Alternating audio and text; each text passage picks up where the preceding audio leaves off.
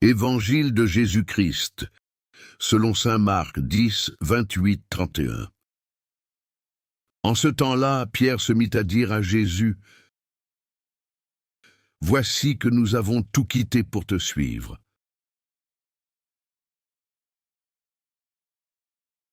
Amen, je vous le dis. Nul n'aura quitté, à cause de moi et de l'Évangile, une maison, des frères, des sœurs, une mère, un père, des enfants, ou une terre sans qu'ils reçoivent, en ce temps déjà, le centuple. Maison, frères, sœurs, mère, enfants et terre, avec des persécutions, et, dans le monde à venir, la vie éternelle. Beaucoup de premiers seront derniers, et les derniers seront les premiers.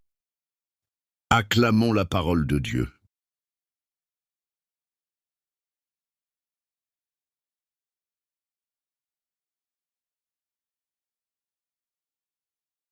Un jour, dans un petit village, vivait un homme appelé Samuel.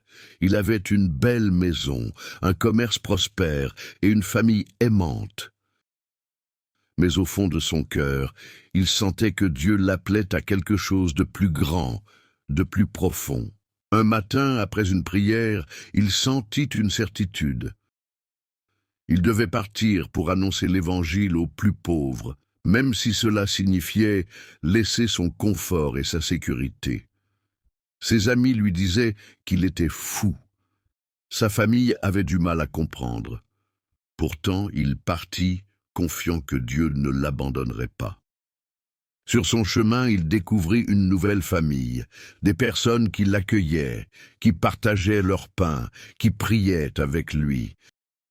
Il trouva des maisons ouvertes, des frères et sœurs de cœur qu'il n'aurait jamais imaginés. Il connut aussi les moqueries, les difficultés, les épreuves. Mais à chaque étape, il voyait que Dieu tenait sa promesse. Il ne manquait de rien. Et surtout, il découvrit une joie que rien au monde ne pouvait lui offrir. Celle de vivre chaque jour avec Jésus. Ce passage nous montre que suivre Jésus, c'est un vrai choix de vie. Il ne s'agit pas seulement de croire dans son cœur, mais d'être prêt à tout remettre entre ses mains. Nos projets, nos sécurités, nos biens, et même nos relations. Ce n'est pas une perte, c'est un échange. Dieu ne se laisse jamais dépasser en générosité.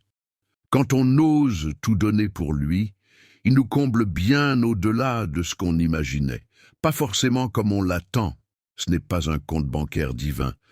Mais il nous donne des frères et sœurs spirituels, des amitiés profondes, des rencontres providentielles.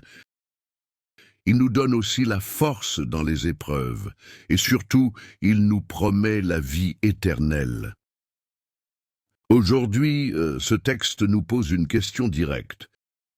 Suis-je prêt à faire confiance à Jésus, même si ça me coûte? Est-ce que j'ose croire que le vrai trésor, c'est lui?